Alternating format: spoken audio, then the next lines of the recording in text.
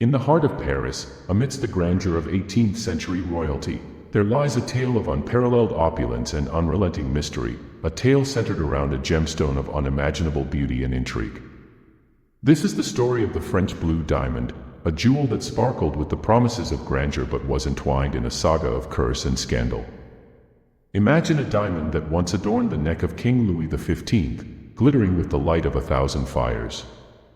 This was no ordinary gem but a symbol of power and wealth, coveted by royalty and feared by those who knew its dark secret.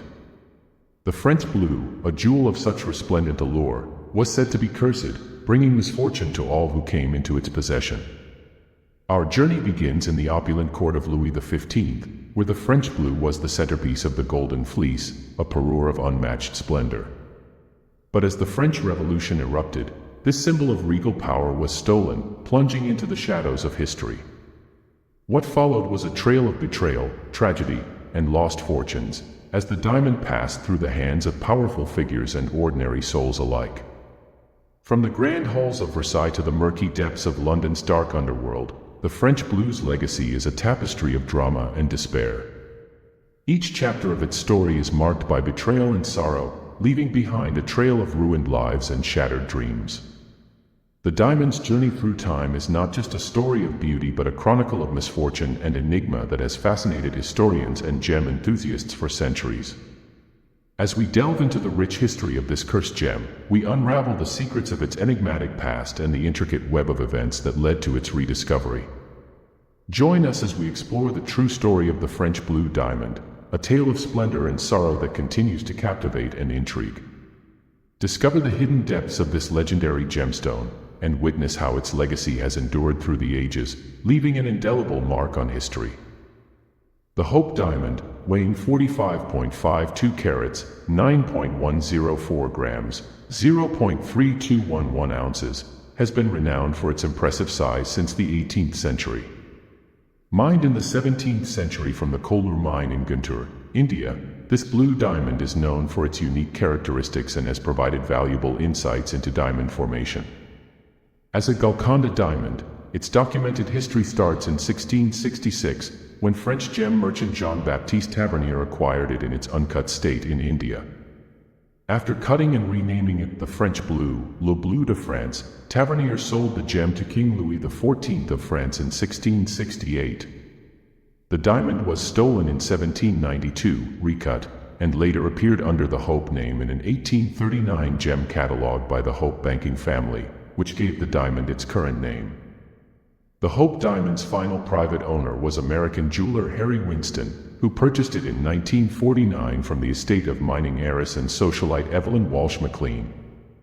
After a global tour of exhibitions, Winston donated the diamond to the Smithsonian Institution's National Museum of Natural History in Washington, D.C., in 1958, where it remains on permanent display. In December 1988, the Gemological Institute of America confirmed that the Hope Diamond weighs 45.52 carats, 9.104 grams, 0.3211 ounces. The diamond's size and shape have been likened to that of a pigeon egg or a walnut, with a pear-like form. Its dimensions are 25.60 mm times 21.78 mm times 12.00 mm, 1 inch times 7/8 inch times 15/32 inch. The Hope Diamond is characterized as a fancy dark grayish blue, dark blue, or steely blue. Compared to blue sapphires, blue diamonds like the Hope are often grayer, less saturated. In 1996, the Gemological Institute of America graded the diamond as fancy deep grayish blue. Under incandescent light, its intense gray modifier can create an inky effect, making it appear almost blackish blue. High-intensity lighting in photographs can enhance its brilliance. In popular descriptions, the diamond has been compared to the color of a fine sapphire, and Tavernier once described it as a beautiful violet. The diamond exhibits a striking red phosphorescence after exposure to shortwave ultraviolet light, creating a glow-in-the-dark effect that persists even after the light source is removed. This unusual quality, attributed to the presence of boron and nitrogen in the diamond, may have contributed to its cursed reputation and helps distinguish real blue diamonds from synthetic ones. The Hope diamond is rated as VS1 clarity, with some whitish graining present. It is cut in a cushion antique brilliant style, featuring a faceted girdle and additional facets on the pavilion. In 2010, after removing the diamond from its setting, scientists examined its chemical composition. They detected boron, hydrogen, and possibly nitrogen, with boron concentrations varying from 0 to 8 parts per million. Boron imparts the diamond's blue color. When Associated Press reporter Ron Edmonds handled the diamond in 2003, he noted its cool to the touch sensation and described the experience as awe-inspiring, considering the diamond's size and weight. Diamonds, including the Hope diamond, are the hardest natural minerals. However, their crystalline structure contains weak planes that can cause fractures if not handled carefully. These planes also allow diamond cutters to shape the stone. Only diamonds can scratch other diamonds, and the faceting process involves grinding and polishing the diamond using metal wheels and diamond powder to achieve a sparkling gem. The Hope diamond was formed about 1.1 billion years ago deep within the Earth. It began as carbon atoms bonded together and was originally embedded in kimberlite. After extraction and refinement, the diamond's blue color is due to trace amounts of boron intermixed with the carbon structure. According to French gem merchant Jean-Baptiste Tavernier, who acquired the diamond in India in 1666, it originated from the Kollur mine in Guntur, part of the Golconda kingdom at that time. Tavernier's sketches and accounts suggest he obtained the diamond during one of his voyages to India between 1640 and 1667.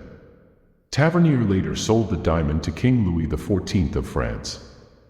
In 1678, Louis XIV commissioned jeweler Jean Pitou to recut the diamond, resulting in a 67.125 carat stone known as the Blue Diamond of the Crown of France, later referred to as the French Blue. This recut stone was set into a cravat pin and later incorporated into a jeweled pendant for the Order of the Golden Fleece by court jeweler André Jacquemin in 1749. The pendant also featured other gemstones and fell into disuse after Louis XV's death. It remained with his grandson, Louis XVI, and was used by Queen Marie Antoinette for personal adornment before being removed for scientific study in 1787. On September 11, 1792, while Louis XVI and his family were imprisoned in the Square du Temple during the early stages of the French Revolution's reign of terror, a group of thieves broke into the royal storehouse, the Hôtel du Garde Mobile de la Couronne, now Hôtel de la Marine, stealing most of the crown jewels in a 5-day looting spree. While many jewels were later recovered, including other pieces of the Order of the Golden Fleece, the French Blue was not among them and it disappeared from history. On January 21, 1793, Louis XVI was guillotined. Marie Antoinette was guillotined on October 16 of the same year. These beheadings are commonly cited as a result of the diamond's curse, but the historical record suggests that Marie Antoinette had never worn the golden fleece pendant because it had been reserved for the exclusive use of the king. A likely scenario is that the French Blue, sometimes also known as the Blue Diamond, was swiftly smuggled to London after being seized in 1792 in Paris. But the exact rock known as the French Blue was never seen again, since it almost certainly was recut during this decades-long period of anonymity, with the largest remaining piece becoming the Hope Diamond. One report suggested that the cut was a butchered job because it sheared off 23.5 carat, 4.70 g, 0.166 ounces, from the larger rock as well as hurting its extraordinary luster. It was long believed that the Hope Diamond was cut from the French Blue, but confirmation came when a three-dimensional leaden model of the latter was rediscovered in the archives of the Paris National Museum of Natural History in 2005. Previously, the dimensions of the French Blue had been known only from two drawings made in 1749 and 1789, although the model differs slightly from the drawings in some details. These details are identical to features of the Hope Diamond, allowing CAD technology to digitally reconstruct the French Blue around the recut stone. The leaden model revealed 20 unknown facets on the back of the French Blue. It also confirmed the diamond underwent a rather rough recut that removed the 3 points and reduced the thickness by a few millimeters. The Sun King's Blue Diamond became unrecognizable and the Baroque style of the original cut was definitely lost. Historians suggested that one burglar, Cadet Guillot, took several jewels, including the French blue and the Côte de Bretagne spinel, to Le Havre and then to London, where the French blue was cut in two pieces. Morel adds that in 1796, Guillot attempted to resell the Côte de Bretagne in France but was forced to relinquish it to fellow thief Lancry de la Loyelle, who put Guillot into debtor's prison. In a contrasting report, historian Richard Curran speculated that the theft of the French crown jewels was in fact engineered by the revolutionary leader Georges Danton as part of a plan to bribe an opposing military commander, Duke Karl Wilhelm of Brunswick. When under attack by Napoleon in 1805, Karl Wilhelm may have had the French blue recut to disguise its identity. In this form, the stone could have come to Great Britain in 1806, when his family fled there to join his daughter Caroline of Brunswick. Although Caroline was the wife of the Prince Regent, later George IV of the United Kingdom, she lived apart from her husband, and financial straits sometimes forced her to quietly sell her own jewels to support her household. Caroline's nephew, Duke Karl Friedrich, was later known to possess a 13.75 carat, 2.750 G, 0.0970 ounces, blue diamond which was widely thought to be another piece of the French blue. This smaller diamond's present whereabouts are unknown, and the recent CAD reconstruction of the French blue fits too tightly around the Hope diamond to allow for the existence of a sister stone of that size. A blue diamond with the same shape, size, and color as the Hope diamond was recorded by John Francillon as in the possession of the London diamond merchant Daniel Eliasson in September 1812, the earliest point when the history of the Hope diamond can be definitively fixed, although a second, less definitive report claims that the Hope diamond's authentic history can only be traced back to 1830. The jewel was a massive blue stone of 45.54 carat, 9.108 G, 0.3213 ounces, and weighed 177 gr, 11.5 g, 4 gr, 0.26 g, equals 1 carat. The 1812 date was just days after 20 years since the theft of the French blue, just as the statute of limitations for the crime had taken effect. While the diamond had disappeared for 2 decades, there were questions whether this diamond now in Great Britain was exactly the same one as had belonged to the French kings. Scientific investigation in 2008 confirmed, beyond reasonable doubt, that the Hope diamond and that owned by the kings of France were, indeed, the same gemstone. There is speculation that George's wife, Caroline of Brunswick, may have helped procure the diamond for the British monarch, but records are lacking. There are conflicting reports about what happened to the diamond during these years. Eliasson's diamond may have been acquired by George IV of the United Kingdom, possibly through Caroline of Brunswick. However, there is no record of the ownership in the Royal Archives at Windsor, although some secondary evidence exists in the form of contemporary writings and artwork, and George IV tended to mix up the crown property of the crown jewels with family heirlooms and his own personal property. A source at the Smithsonian suggested there were several references suggesting that George had indeed owned the diamond.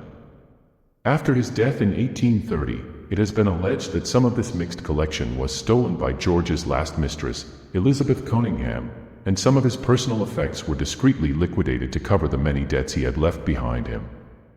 Another report states that the king's debts were so enormous that the diamond was probably sold through private channels. In either case, the blue diamond was not retained by the British royal family. The stone was later reported to have been acquired by a rich London banker named Thomas Hope for either $65,000 or $90,000. It has been suggested that Eliasson may have been a front for Hope, acting not as a diamond merchant venturing money on his own account, but rather as an agent to acquire the diamond for the banker. In 1839, the Hope diamond appeared in a published catalogue of the gem collection of his brother Henry Philip Hope, members of the Anglo-Dutch banking family Hope and Company. The stone was set in a fairly simple medallion surrounded by many smaller white diamonds, which he sometimes lent to Louisa de la Poer Beresford, the widow of his brother, Thomas Hope, for society balls.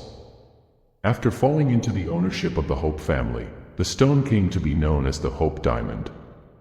Henry Philip Hope died in 1839, the same year as the publication of his collection catalogue.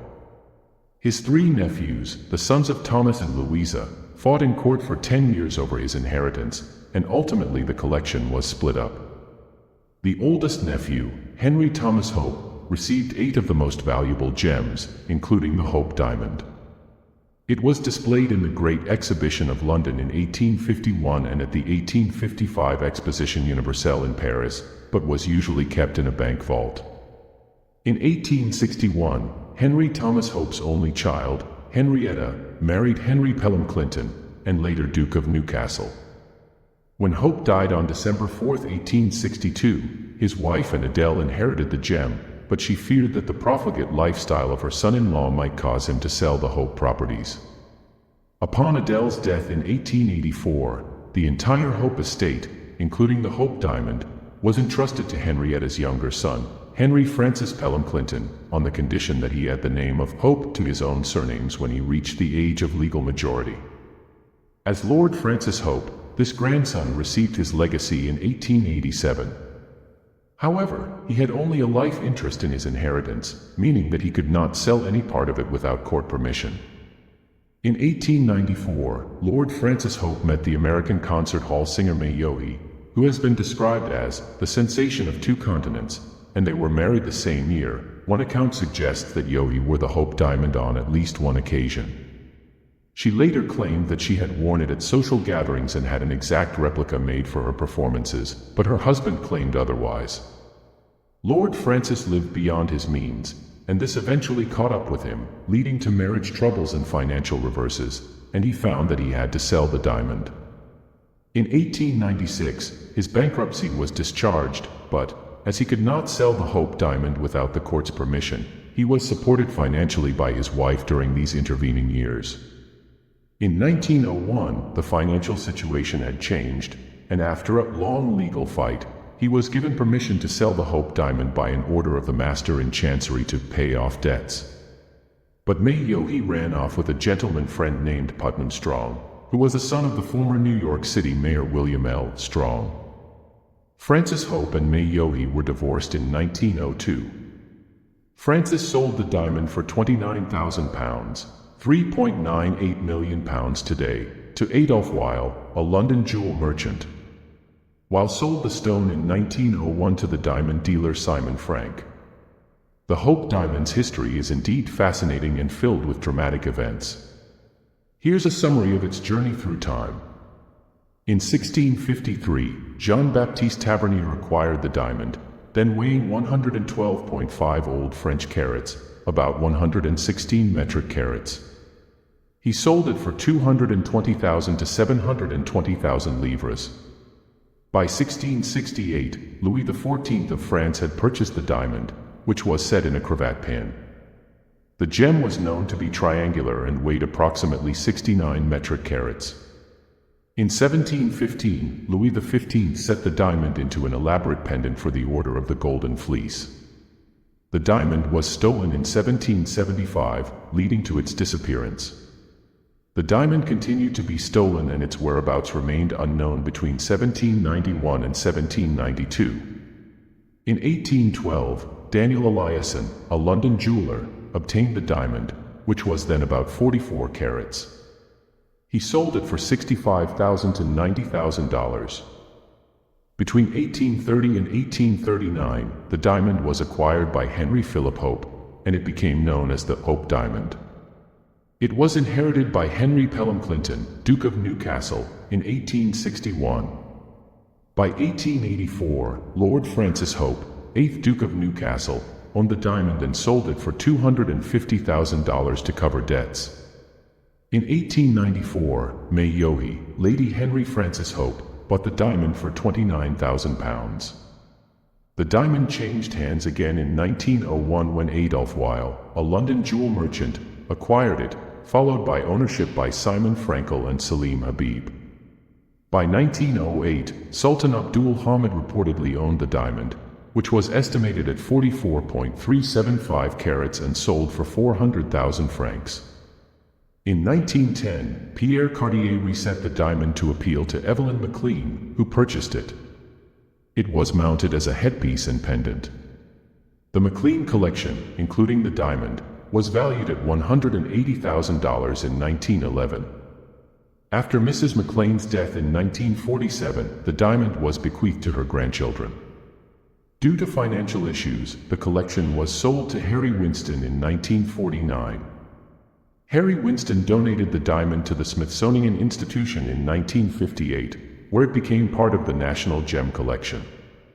It was transported by registered mail, insured for $1 million. The diamond was exhibited at the Louvre in Paris in 1962, with Smithsonian mineralogist George Switzer ensuring its safety. By 1997, it was moved to a bulletproof glass display case in its own room at the National Museum of Natural History.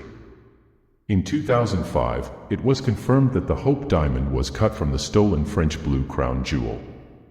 It was displayed as a standalone gem for the first time in 2009, and in 2010, it was set in a new, Embracing Hope, necklace.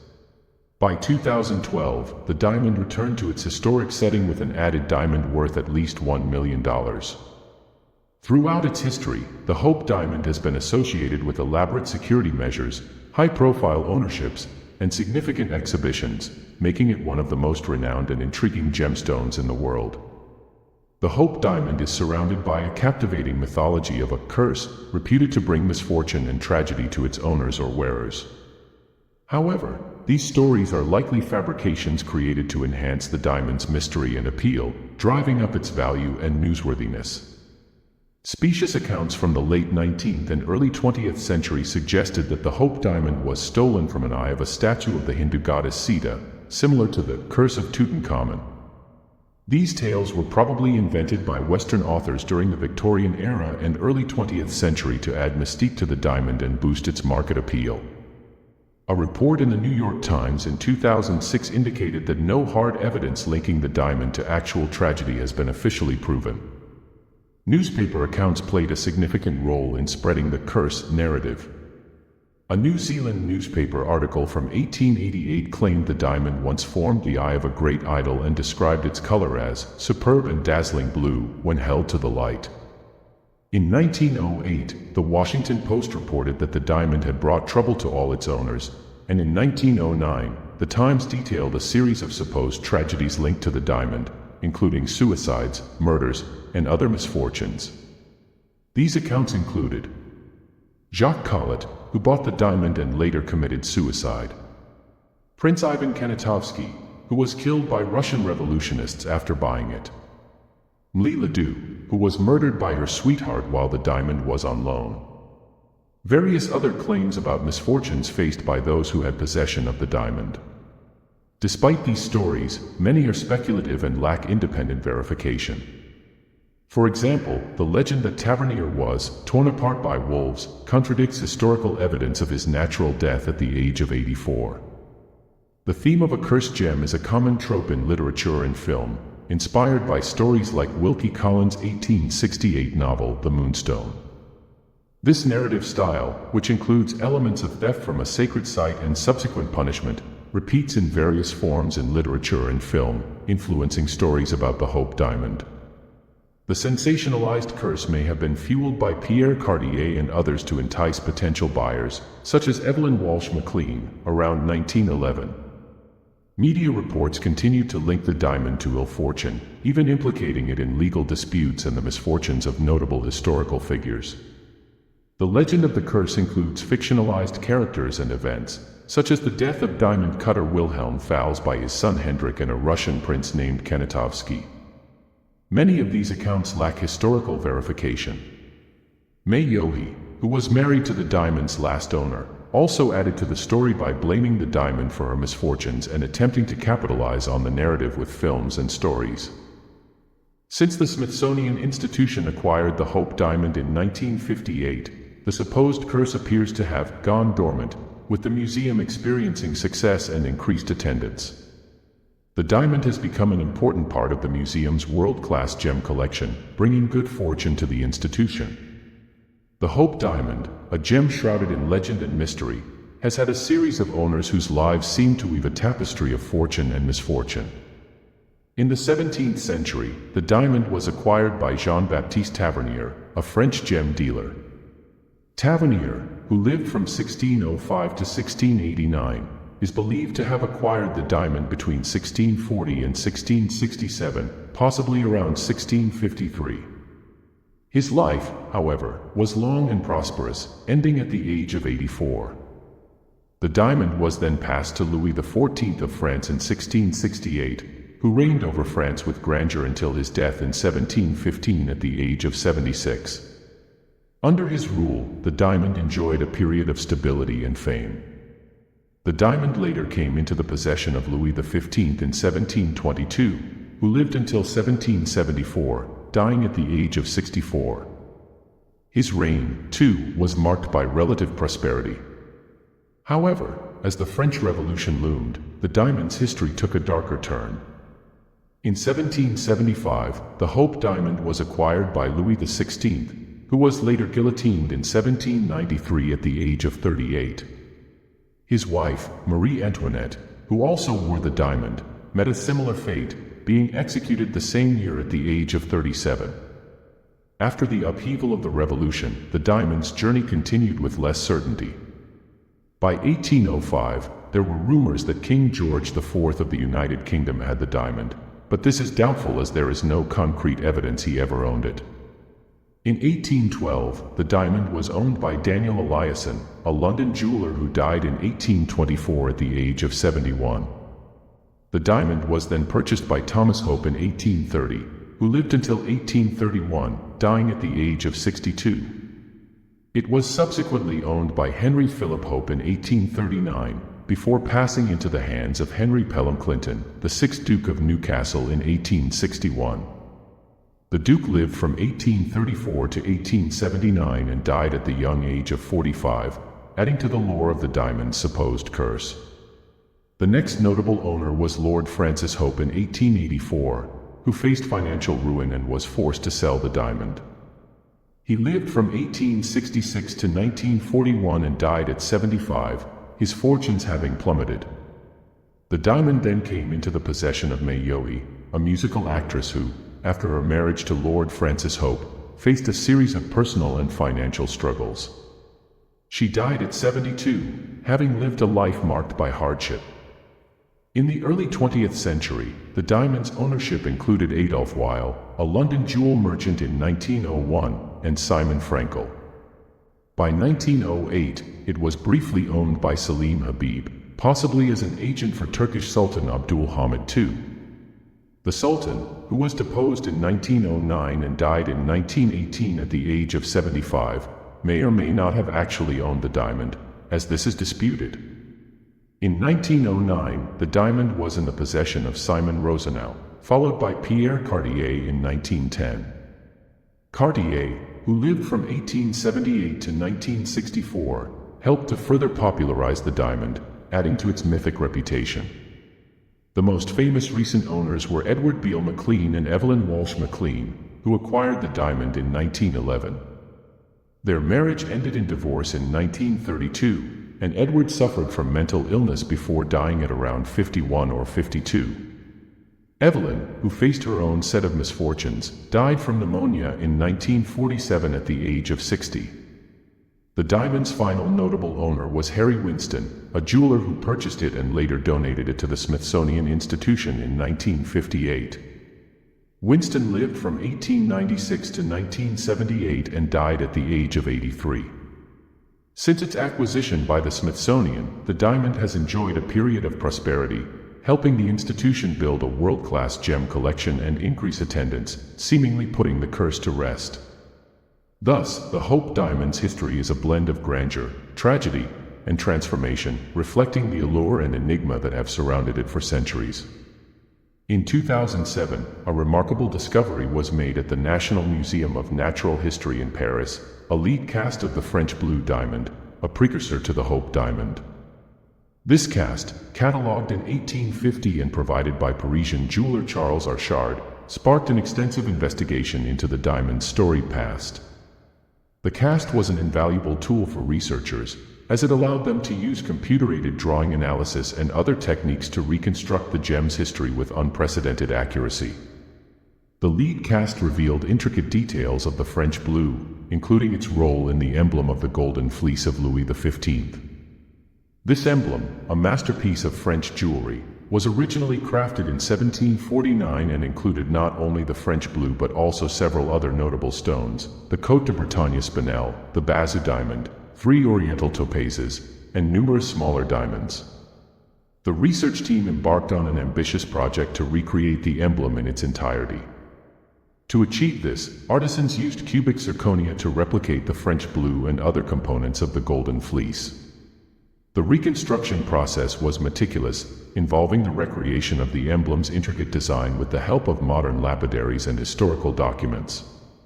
By 2010, the reassembled jewel was unveiled at the Royal Storehouse in Paris, the same location where the original had been stolen 218 years earlier.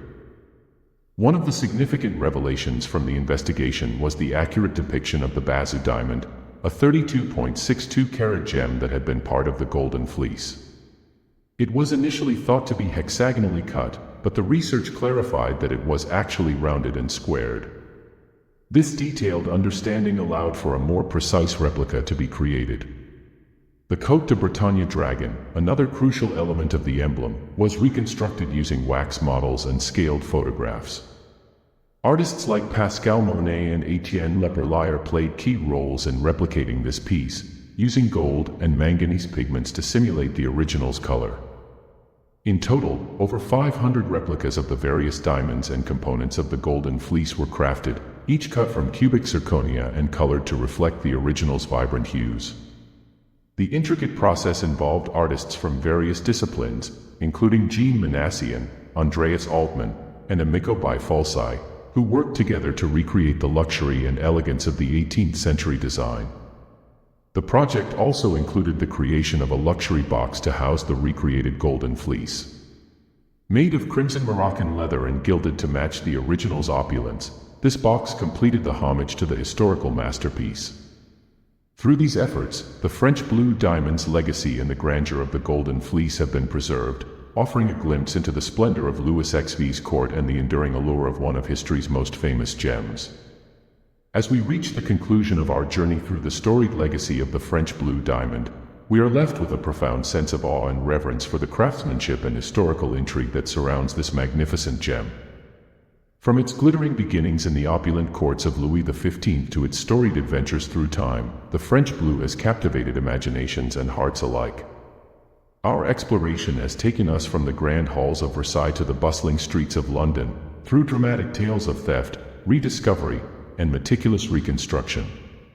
The diamond's transformation from a symbol of royal splendor to a legendary artifact of history underscores its timeless allure and the enduring fascination it evokes. The meticulous recreation of the golden fleece, with its stunning array of gems, serves as a testament to the brilliance of 18th century artisans and the dedication of modern experts. Their craftsmanship has brought back to life the intricate beauty of the original parure, allowing us to once again marvel at its magnificence. As we gaze upon the sparkling replicas, we are reminded of the diamond's journey, a journey filled with intrigue, fortune, and a relentless pursuit of beauty. The French blue, now a symbol of both historical grandeur and contemporary craftsmanship, stands as a bridge between eras, connecting us to a past filled with elegance and wonder. In the end, the French blue diamond is more than just a gem. It is a story carved in light and shadow, a narrative of human artistry and ambition that continues to shine brightly. As we close this chapter, we celebrate not only the diamond's storied past but also the ongoing legacy it inspires, a legacy that will continue to capture the imagination of future generations. Thank you for joining us on this remarkable journey through history and artistry. The story of the French blue diamond is one of enduring brilliance, and as we turn the final page, we are left with a sense of wonder and appreciation for the beauty and history that continue to enchant us all.